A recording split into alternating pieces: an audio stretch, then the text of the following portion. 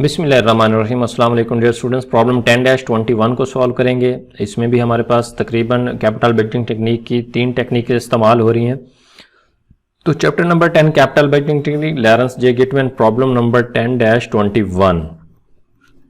तो बुक से read out करता हूँ, उसके बाद सॉल्व करते हैं। चैनल पर नए हैं तो काइंडली चैनल को सब्सक्राइब करें ताकि हर नई आने वाली वीडियो आपको बर वक्त मिलती रहे। Roiger International is attempting to evaluate the feasibility of the investing $95,000 in a piece of equipment that has a 5 years of life। तो जो इनिशियल इन्वेस्टमेंट है या इनिशियल कैश आउटले जिसको कहते हैं, उसकी जो अमाउंट है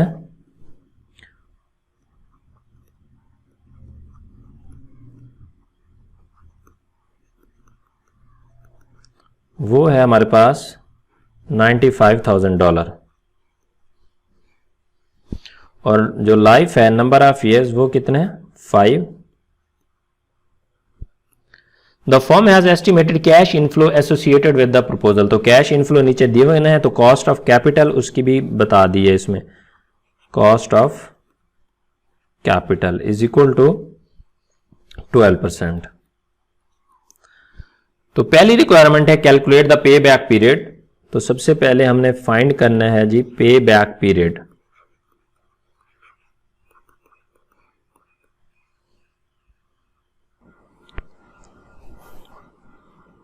तो पे बैक फाइंड करने के लिए सबसे पहले हमें कैश फ्लो लिखने होंगे। ईयर 0, 1, 2, 3, 4, 5। तो कैश फ्लोज हमारे पास गिवन है 20,000, 25,000। इनिशियल जो इन्वेस्टमेंट है वो हमारी 95,000। तो 0 टाइम पीरियड पे हम इनिशियल इन्वेस्टमेंट को नेगेटिव में लिखेंगे। 20,000, 25,000, 30,000, 35,000 एंड 40,000।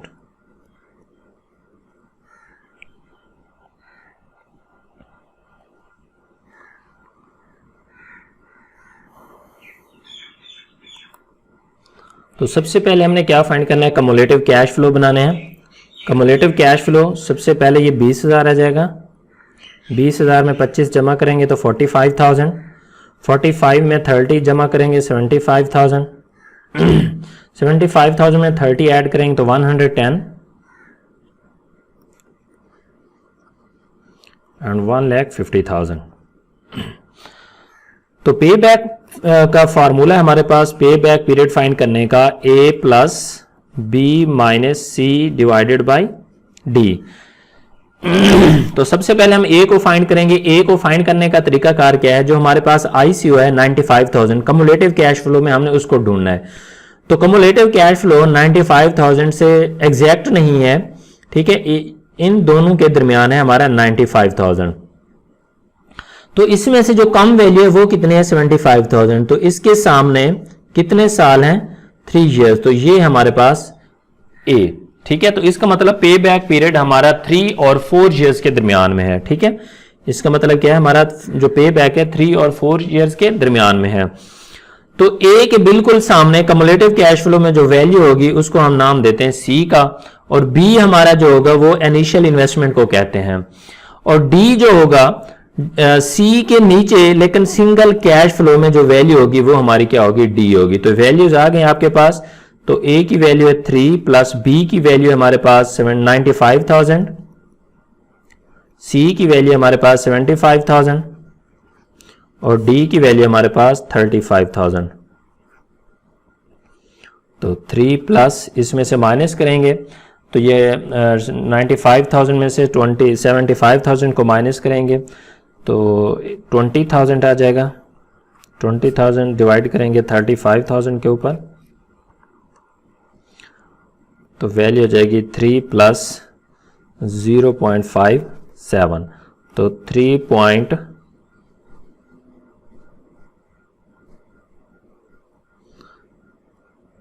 3.57 ईयर्स, ठीक। तो इनको अगर हमने कन्वर्ट करना है एग्जैक्ट तो ये बनेगा 3 years 6 months कैसे कन्वर्ट करना है वो पहले मैं बता चुका हूं, 6 मंथ एंड 25 डेज।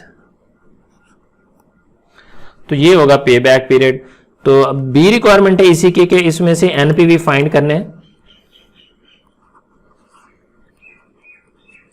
एनपीवी, तो एनपीवी फाइंड करने के लिए हमें सबसे पहले प्रेजेंट वैल्यू रिक्वायर्ड होगी, क्योंकि एनपीवी का क्या फार्मूला है, NPV is equal to present value of cash inflows minus initial cash outlay.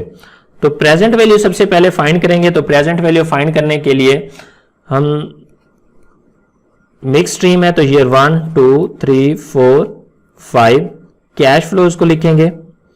Cash flows है हमारे पास 20,000, 25,000, 30,000,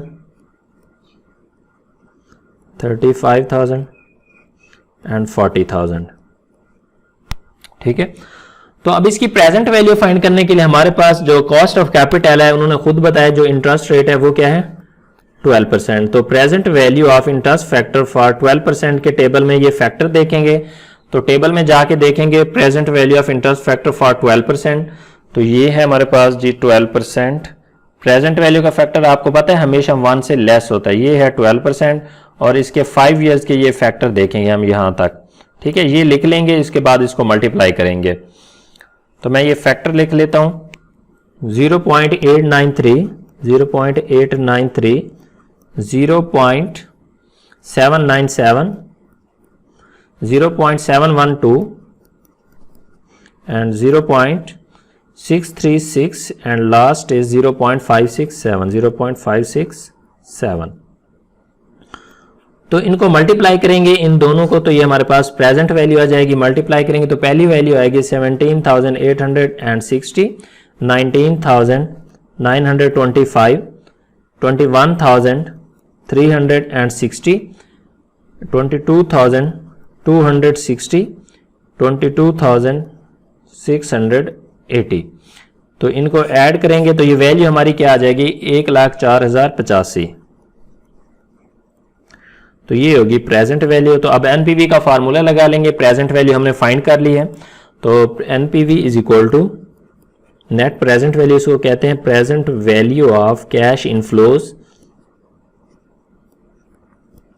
माइनस इनिशियल इन्वेस्टमेंट या इनिशियल कैश आउटले।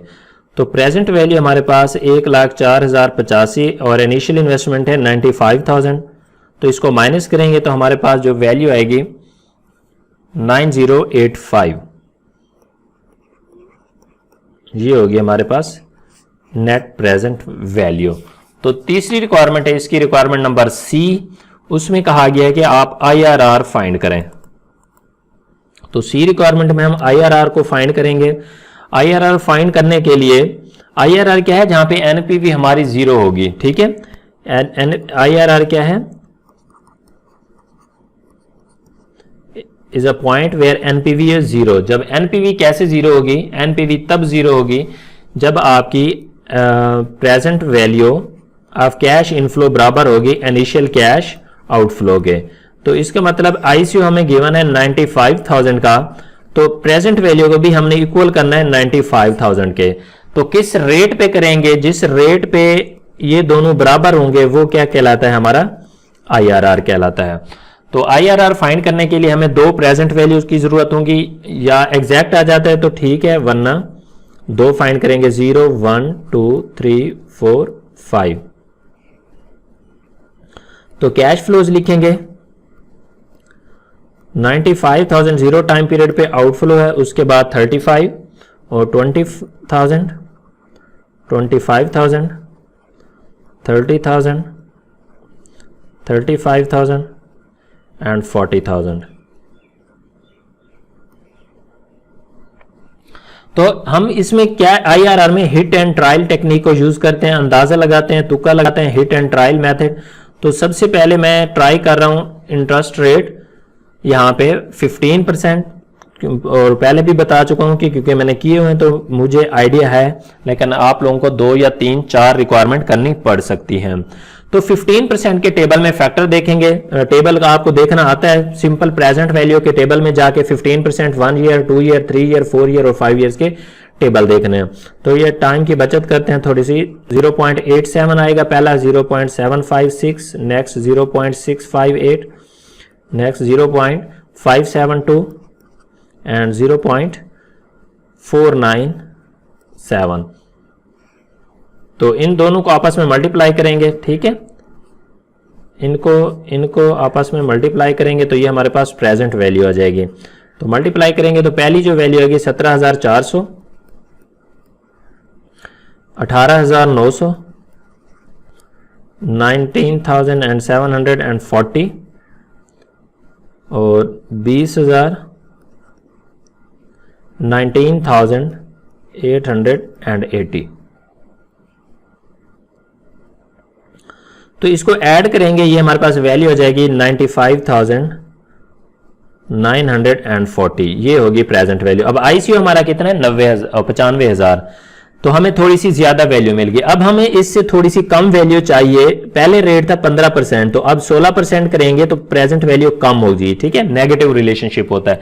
यहां पे अगर कम आती तो फिर रेट बढ़ाते, अगर ज्यादा आई है तो रेट को कम किया है।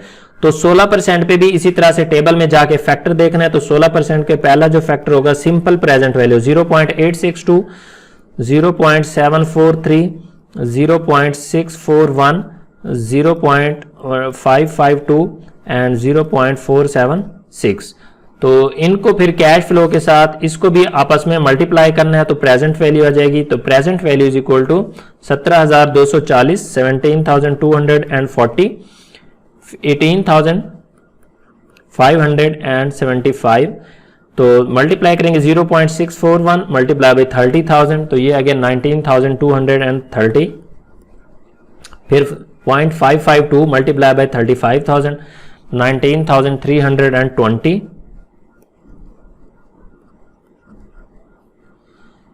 Last one is 19,040।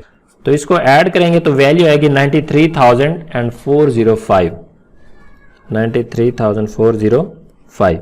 ये होगी प्रेजेंट वैल्यू।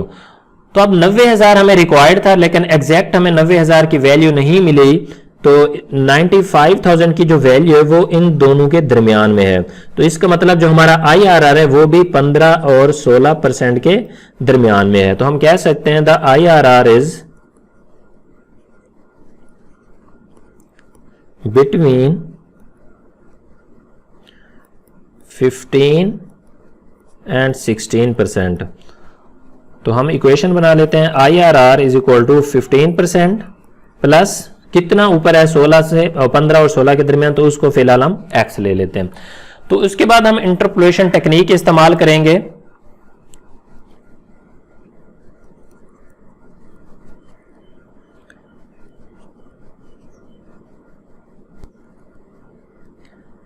इंटरपोलेशन टेक्निक क्या है, मैथमेटिक्स टेक्निक है जिसमें से अननोन वेरिएबल में से कुछ नॉन को फाइंड करते हैं। तो सबसे पहले रेट 15% है वो लिख लेंगे, फिर वक्फा देंगे 16%। तो 15% पे प्रेजेंट वैल्यू कितनी थी, 95,940 और 16% पे कितनी थी हमारी प्रेजेंट वैल्यू 93,405। इन दोनों के दरमियान जो है हमारा IRR है, IRR के लिए हमें प्रेजेंट वैल्यू किसके बराबर जरूरी है, ICO की। तो ICO क्या है 95,000। तो अब इस तरह से करना है, इन दोनों का फार्क लेना है 1%, जिसको हम कह सकते हैं 0.01 के बराबर है, और IRR 15% प्लस x। फिर इसी तरह से राइट हैंड साइड पे भी बाहर की वैल्यू का डिफरेंस लेंगे 2535, फिर इन दोनों का भी डिफरेंस लेंगे 940।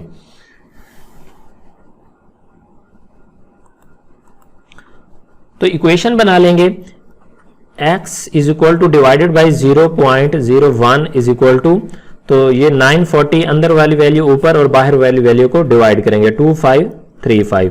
उसके बाद इसको क्रॉस मल्टीप्लाई करेंगे तो वैल्यू हो जाएगी x is equal to 0.01 multiply by 9 divided by 25, ये इधर आके डिवाइड हो जाएगा।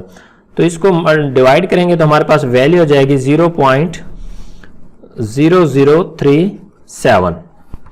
तो इसको परसेंटेज में कन्वर्ट करने के लिए हम 100 से मल्टीप्लाई करेंगे। तो 100 से मल्टीप्लाई करेंगे तो ये परसेंटेज में आ गई 0.37%। तो IRR की इक्वेशन को लिखेंगे, IRR is equal to 15% plus x। तो x की वैल्यू हमारे पास आ गई है 15% plus x is equal to 0.37%। तो IRR कितना है 15.37%। तो लास्ट रिक्वायरमेंट है हमारी इसमें D, evaluate the acceptability of the proposed investment using NPV and IRR, what recommendation would you make relative to implementation of project. तो इसमें हमने डिसीजन मेकिंग करनी है। देखें दोनों टेक्निक्स में हमारी एनपीवी पॉजिटिव है। अगर हम एनपीवी की बात करें तो एनपीवी में वैल्यू हमारी कितनी आई थी 9085, ठीक है 9085 पॉजिटिव का। तो IRR क्या है, वो आई है 15.37% से, जो कि ग्रेटर है कॉस्ट ऑफ कैपिटल कितना था 12% के ऊपर, ठीक है। तो IRR जब ग्रेटर हो कॉस्ट ऑफ कैपिटल से और NPV पॉजिटिव हो तो इसका मतलब है दोनों टेक्निकें हमें ये सजेस्ट करती हैं कि प्रोजेक्ट को एक्सेप्ट किया जाए, ठीक है। तो हम लिख सकते हैं the project should be accepted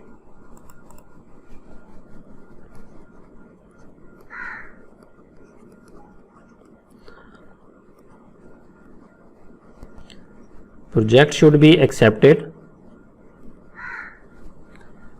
by using both techniques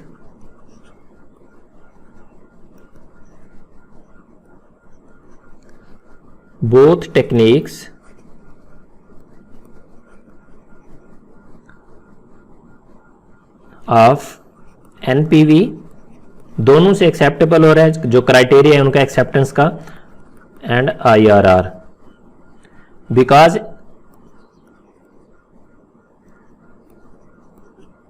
NPV is greater than ICO, या हम कह सकते हैं the NPV is positive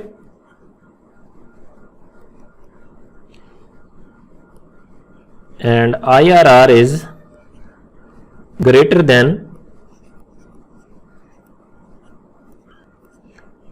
cost of capital.